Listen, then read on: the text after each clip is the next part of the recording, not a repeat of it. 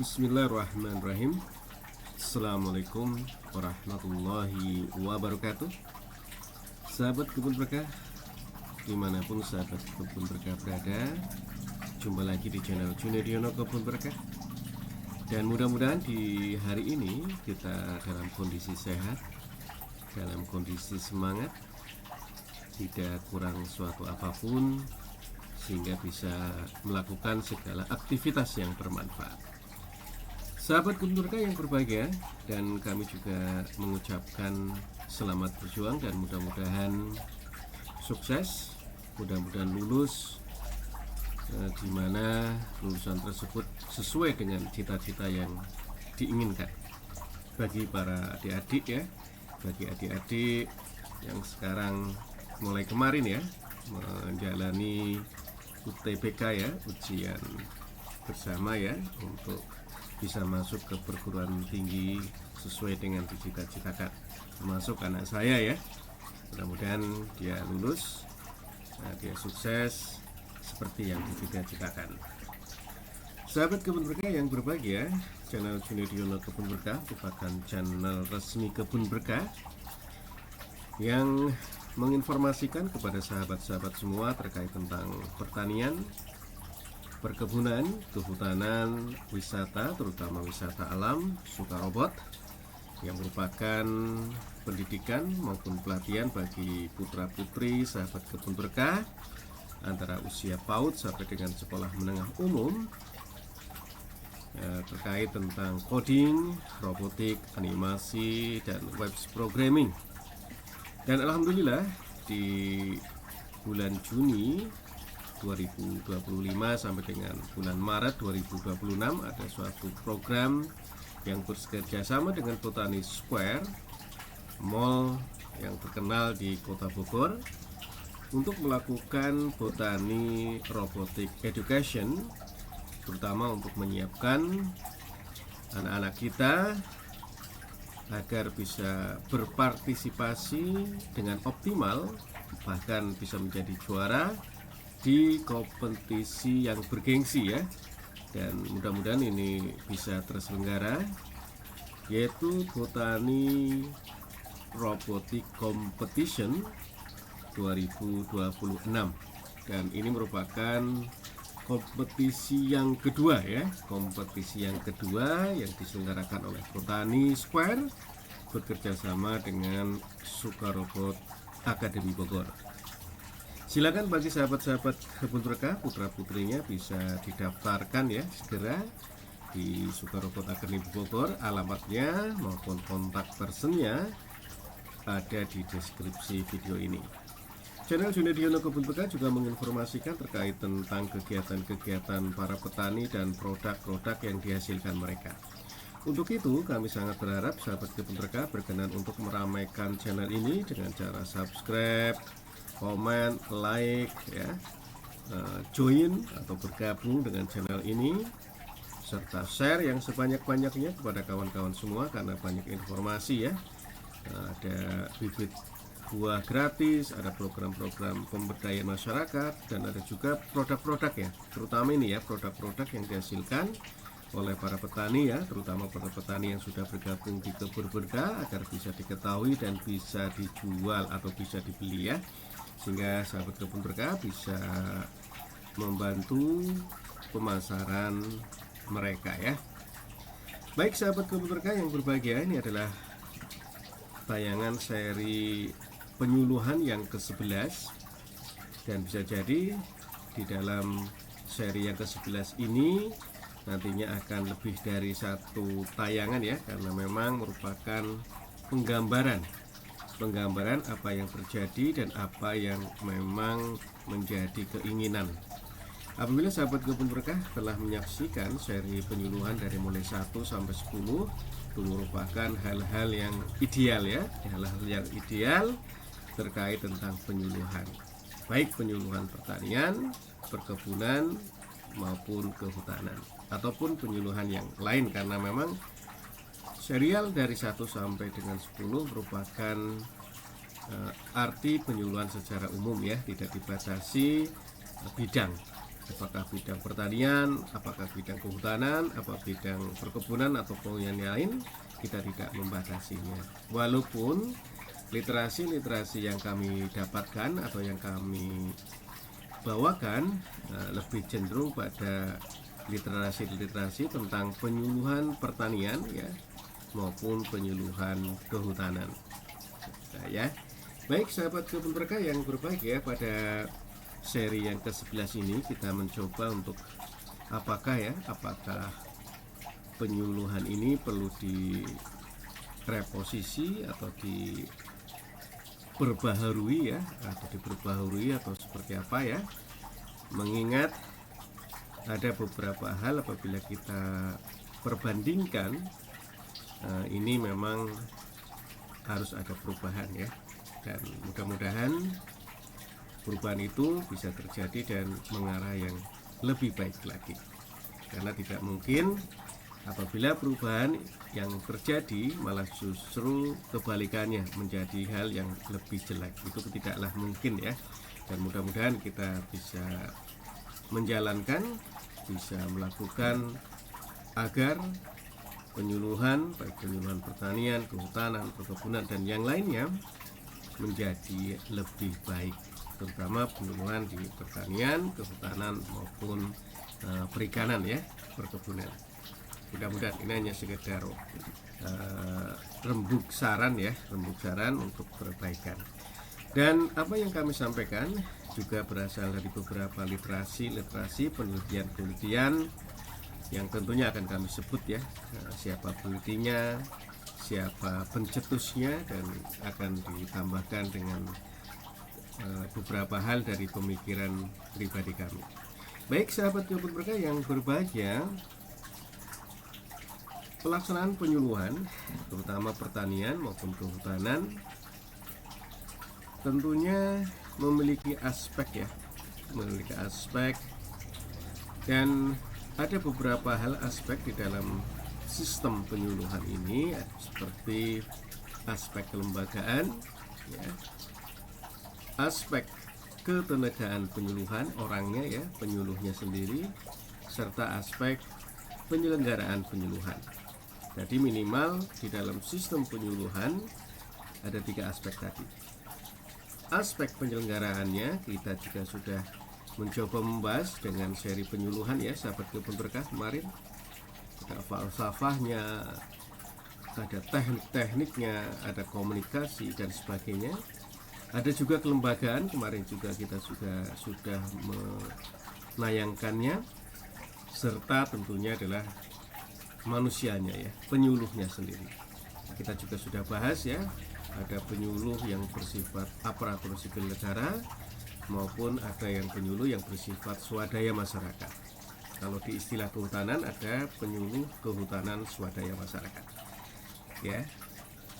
Jadi kita juga kemarin kita sudah mencoba menerangkan terkait dengan hal-hal tersebut. Sahabat kebun berkah yang berbahagia, kita mengetahui bahwa dengan adanya Undang-Undang 23 2014 tentang pemerintahan pusat maupun daerah, dan di situ juga dijabarkan lagi melalui peraturan pemerintah, dan ada kewenangan-kewenangan yang menjadi kewenangan pemerintah pusat maupun yang menjadi kewenangan dari pemerintah daerah. Dengan terbitnya Undang-Undang nomor 23 ini dan dicabutnya Undang-Undang nomor 16 tahun 2006 tentang sistem penyuluhan ya, sistem penyuluhan pertanian,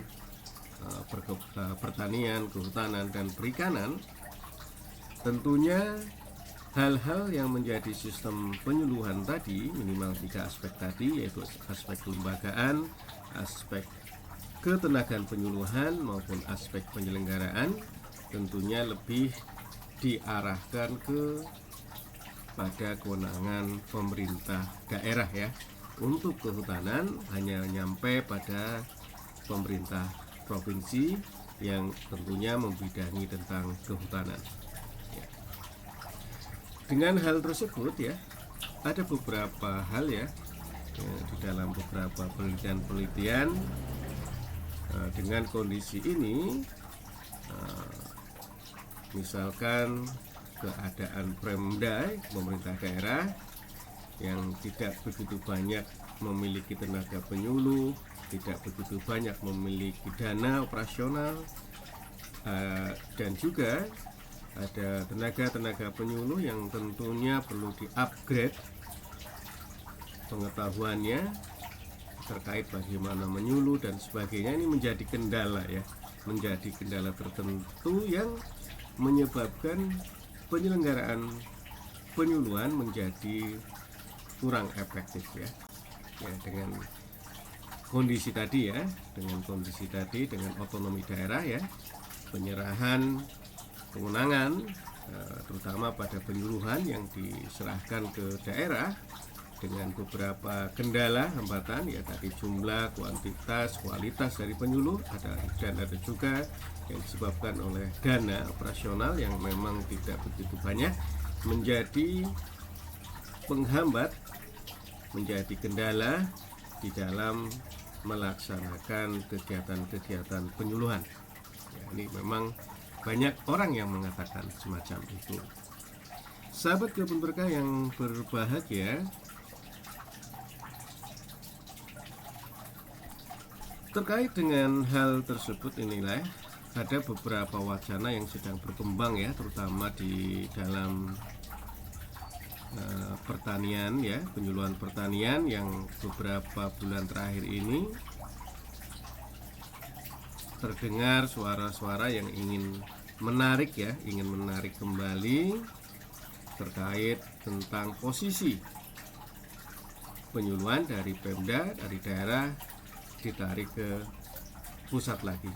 Dan ini adalah suatu wacana-wacana reposisi yang memang sedang bergulir ya. Sahabat Kebun Berkah yang berbahagia, ada beberapa hal ya yang disampaikan oleh Dr. Rizwani SPMSI, Dr. Seli Oktarina SPMSI, Dr. Eli Rosania Rosana SPMSI dan Tirtawati SPMSI dalam bukunya Modul Perkuliahan Penyuluhan Pertanian yang diterbitkan oleh Program Studi Agribisnis Fakultas Pertanian Universitas Sriwijaya ya, mengenai hal ini tentang revitalisasi penyuluhan pertanian. Ada beberapa hal yang disampaikan di dalam hal ini terkait tentang revitalisasi penyuluhan pertanian. Di dalamnya adalah kebijakan di dalam penyuluhan pertanian ya. Jadi tadi terkait tentang kebijakan sebagian kecil sudah saya sampaikan ya, terkait dengan Undang-Undang Nomor 16 2006 tentang sistem penyuluhan bagi penyuluh pertanian, perikanan dan kehutanan. Dengan adanya Undang-Undang 23 tadi ya, Undang-Undang 23 2014 pemerintahan pusat dan daerah, tentu tadi sudah saya ceritakan ya. Jadi ada hal-hal yang menjadi kewenangan pusat awalnya, dengan otonomi daerah menjadi kewenangan pemerintah daerah. Namun ada beberapa kondisi yang tadi saya sebutkan ya, menjadi kendala di dalam praktek penyuluhan pertanian. Sahabat Kebun Berkah yang berbahagia, jadi dalam bukunya ini maka diperlukan ya kebijakan konkret lainnya, terutama tadi dalam penyediaan penyuluh, tenaga penyuluhnya maupun sarana prasarana penyuluhnya ya. Ini sangat penting ya, sangat penting karena dengan kondisi yang sudah saya sebutkan lagi tadi ya, ternyata sangat mempengaruhi jalannya proses penyuluhan baik pertanian, kehutanan perkebunan ya, dan perikanan. Ketersediaan penyuluh, sarana prasarana penyuluh maupun biaya operasionalnya, karena memang keterbatasan di dalam penganggaran di pemerintah daerah, sahabat kebun berkah. Dan untuk penyuluhan kehutanan itu juga agak terseok-seok ya, sahabat kebun berkah, dan ini sudah kami sampaikan terkait tentang kelembagaan ya, ada di video ini ya. Nah, di mana alhamdulillah ada angin segar terkait tentang penyuluhan kehutanan ya, dengan diterbitkannya SOTK baru ya, struktur organisasi dan tata laksana Kementerian Kehutanan. Alhamdulillah ada UPT dari Badan Penyuluhan dan Sumber Daya Manusia ya, yaitu UPT Balai Penyuluhan ya, Balai Penyuluhan dan Pengembangan Sumber Daya Manusia.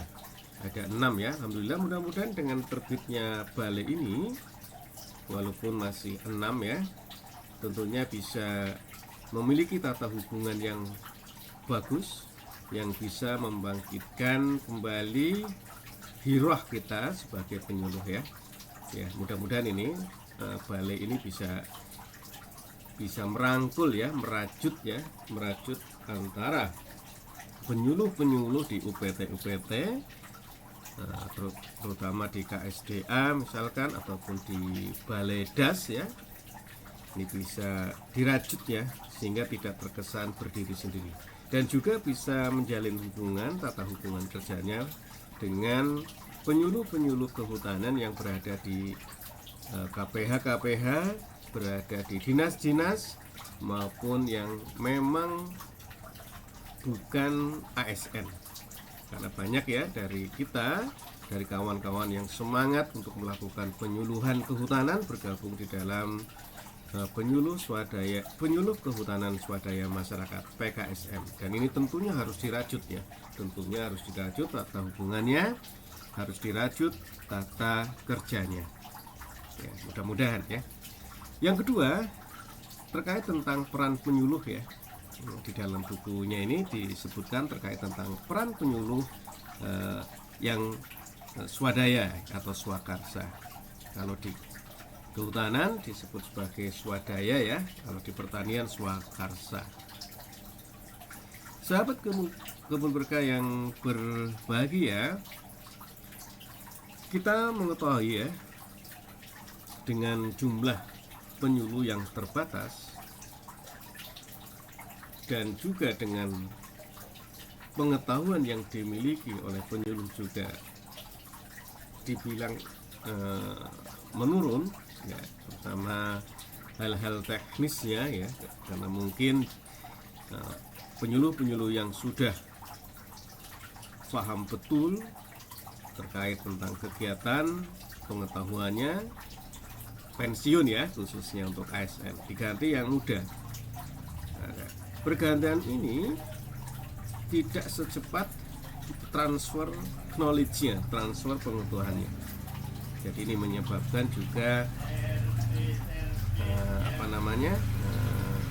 kendala pengetahuan penyuluh muda masih jauh ya. Ini juga menjadi kendala sahabat kebun berkah. Sehingga diharapkan adanya pemberdayaan, pembinaan yang dilakukan kepada penyuluh. Terutama ada juga penyuluh swakarsa atau penyuluh swadaya. Untuk penyuluh swakarsa ini atau swadaya ini juga memiliki fungsi yang senada dengan penyuluh-penyuluh yang ASN, aparatur sipil negara.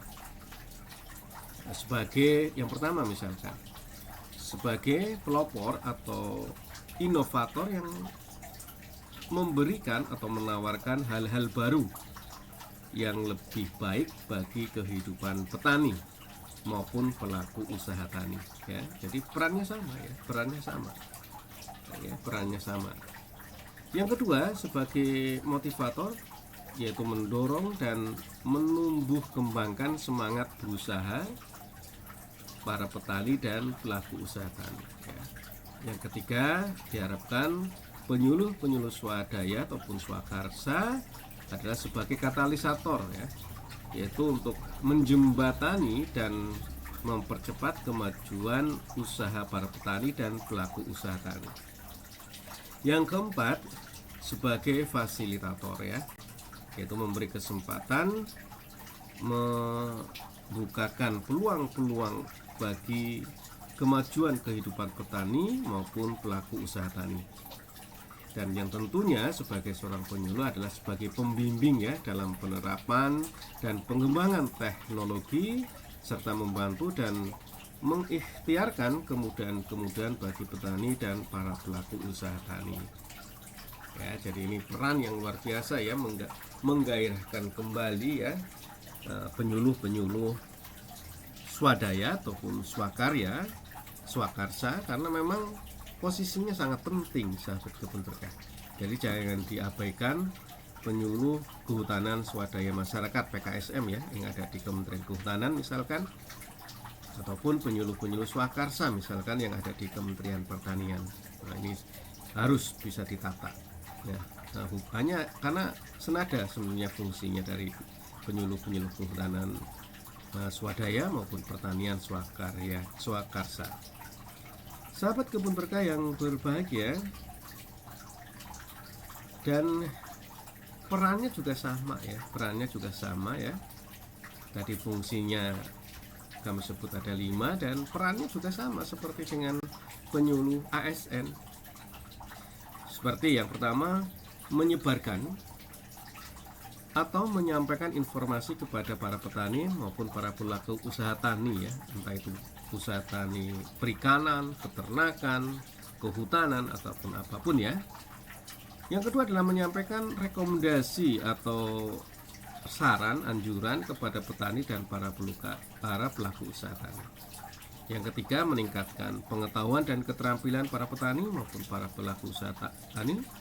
Yang keempat, membimbing ya, menerapkan teknologi kepada petani maupun para pelaku usaha tani. Ini ya perannya luar biasa. Dan yang kelima, mengembangkan kepemimpinan ya dan kemandirian melalui peningkatan swadaya dan swakarsa petani serta pelaku usaha tani. Luar biasa peran dari penyuluh swadaya ini ya, sahabat kebun berkah. Jadi jangan diabaikan, harus diposisikan ya. Yang selama ini mungkin kita masih menganggap itu penyuluh di luar ASN, jadi tidak perlulah kita inikan ya, kita berdayakan dengan optimal. Tapi sahabat kebun berkah ternyata punya peran yang punya fungsi dan peran yang luar biasa. Sahabat kebun berkah yang berbahagia, untuk itu kita harus bisa memunculkan para penyuluh swadaya ya, para penyuluh swadaya yang tentunya memiliki pengetahuan, memiliki semangat untuk menjadi penyuluh ya, memiliki semangat untuk mengembangkan teknologi, memiliki semangat untuk mendampingi, memiliki semangat untuk mengembangkan kepemimpinan dan sebagainya tadi, intinya pada fungsi dan peran ya, sehingga bisa mendukung terkait tentang penyelenggaraan penyuluhan. Salah satunya adalah dengan mengoptimalkan lokal champion ya, terutama untuk para petani-petani milenial, generasi muda ya. Jangan sampai ada anggapan sekarang bahwa generasi muda kita enggan menjadi penyuluh pertanian maupun menjadi petani itu sendiri ya. Jadi kita tidak bisa memungkiri ya, dengan perkembangan zaman, perkembangan teknologi, maka generasi milenial kita yang lebih paham tentang teknologi, dan bisa jadi generasi milenial kita juga merupakan petani yang menjadi lokal champion, maka jadikan mereka sebagai penyuluh-penyuluh swadaya. Ya, jadi ini poin-poin penting terkait tentang orang atau penyuluhnya. Dia akan ada 3 aspek ya, sahabat kebun berkah. Aspek di dalam sistem penyuluhan. Kelembagaan tadi sudah kita sebut ya, tentang perubahan kebijakan ya, yang tentu harus kita tata ya. Apalagi dengan berlakunya tadi Undang-Undang 23, tidak berlakunya Undang-Undang nomor 16, tentunya harus membeli kebijakan progresif, menata tata hubungan kerja, mendudukan penyuluh pada posisi yang tepat, karena penyuluh itu harus dekat ya, harus dekat, sehingga basisnya adalah basis minimal desa ya, sahabat kebun berkah. Kalau lebih bagus lagi, basisnya adalah basis petani ataupun kelompok tani, 1 atau 2 kelompok tani, ada 1 penyuluh misalkan. Tapi ini mungkin tidak, saya terlalu menghayal ya, tapi setidaknya adalah basis desa ya, sahabat kebun berkah. Inilah yang harus kita terus kembangkan. Sahabat kebun berkah yang berbahagia, itulah tadi ya, terkait tentang penyuluhnya sendiri. Sahabat kebun berkah yang berbahagia, kita di dalam melakukan reposisi atau revitalisasi pertanian, nah, tadi ada 3 hal yang perlu kita tinjau ya. Ada penguatan kelembagaan juga sudah nah, kita singgung, peningkatan kompetisi penyuluh ya, tadi orangnya kita mencoba memenuhi sarana prasarannya, pengetahuannya dan lain sebagainya. Kelompok taninya juga harus kita kuatkan. Sistem penyuluhan berdasarkan tadi cyber ya, cyber extension, penyuluhan berbasis teknologi informasi ya, dan juga harus didiseminasi ya. Jadi inilah 3 hal yang harus kita tengok ya, harus kita tengok terkait tentang apakah perlu direvitalisasi. Kalau saya perlu ini revitalisasi, ini perlu karena mengingat perubahan generasi yang harus kita juga mengikutinya.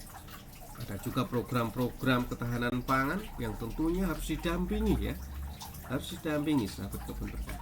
Tidak bisa petani bergerak sendiri, entah itu petani hutan maupun petani perikanan, perkebunan ya, tidak bisa bergerak sendiri sahabat kebun berkah, sehingga benar-benar harus didampingi. Dan kondisi sekarang sudah saya sebutkan ya, harus ada perubahan, ada revitalisasi ya, terkait tentang sistem penyuluhan pertanian, kehutanan dan sebagainya. Ya tadi ya, ada 3 aspek di dalam sistem penyuluhan ya, dan memang kondisinya harus berubah. Ya, jadi kelembagaan ditata, baik tata kelembagaannya maupun tata hubungannya, dan harapan saya adalah berbasis kelompok tani. Namun apabila tidak ya berbasis desa ya, 1 desa 1 penyuluh misalkan. Dan tata hubungan misalkan di Kementerian Kehutanan juga harus jelas hubungan UPT, Balai Penyuluhan ya, dengan penyuluhan di UPT Kementerian Kehutanan beserta dengan dinasnya itu seperti apa ya. Apakah tetap dinas menjadi koordinator atau seperti apa ya, ini harus kita rubah. Kalau di pertanian tadi kelembagaannya ada isu-isu yang santer ya, akan ditarik ke pusat lagi. Apakah dengan kehutanan seperti apa ya, dengan berbagai macam tadi kendala yang terjadi di daerah-daerah. Kalau saya lebih cenderung ditarik di pusat. Nah, jadi penyuluhan ditarik ke pusat seperti dengan Undang-Undang nomor 16 tahun 2006 ya. Jadi pusat yang mengatur, pusat yang mengendalikan agar memang mendukung program ketahanan pangan ya. Karena kalau di daerah-daerah sebagai urusan pilihan belum tentu dilihat karena mungkin terkendala dengan anggaran maupun sumber daya yang ada ya, jadi harus ditarik ke pusat kalau pikiran saya ya, sahabat kebun berkah. Sahabat kebun berkah juga terkait tentang penguatan ya penyuluh sendiri ya. Ada dua penyuluh tadi ya, yaitu penyuluh ASN maupun penyuluh swadaya atau swakarsa.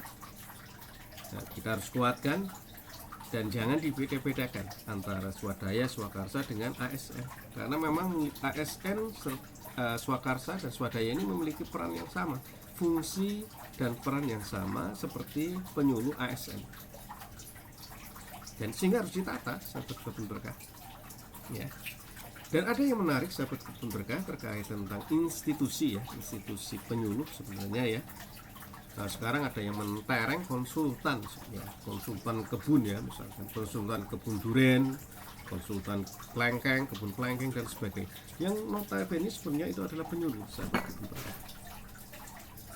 Yang notabene adalah penyuluh yang mendampingi pelaku usaha, misalkan sahabat kebun berkah ada yang ingin membuka atau membangun kebun durian, karena sebagai pengusaha tentunya waktu menjadi penghalang utama, maka menunjuk konsultan. Nah, konsultan ini sebenarnya penyuluh, sahabat kebun berkah ya. Jadi hal-hal yang seperti ini yang harus kita formulasikan, kita dukung, dan mungkin suatu saat PKSM ini atau konsultan tadi, kalau konsultan sudah jelas ya dibiayai oleh orang yang ingin bekerja, orang yang ingin memperkerjakan ya. Tapi kalau PKSM kan masih dibiayai oleh negara misalkan, atau dibiayai oleh daerah. Nah, bagaimana nantinya dengan kemampuan PKSM yang sudah meningkat, sudah mengetahui seluk-beluk suatu budidaya, misalkan pemasaran, budidaya, pengolahan dan sebagainya, dia menjadi konsultan ya, konsultan bagi petani atau bagi para pengusaha petani, sehingga tidak perlu lagi dibiayai oleh negara atau oleh daerah. Ini suatu hal yang harus kita dorong ya. Prinsipnya adalah bahwa penyuluh ASN dengan penyuluh swadaya ataupun swakarsa itu memiliki peran dan fungsi yang senada ya. Jadi perlu, jangan mentang-mentang kita ASN penyuluh kayak di nomor 2 kan si PKSM ini ya. Mungkin yang sekarang terjadi seperti ini ya, sehingga perhatian kepada PKSM, penyuluh kehutanan swadaya masyarakat misalkan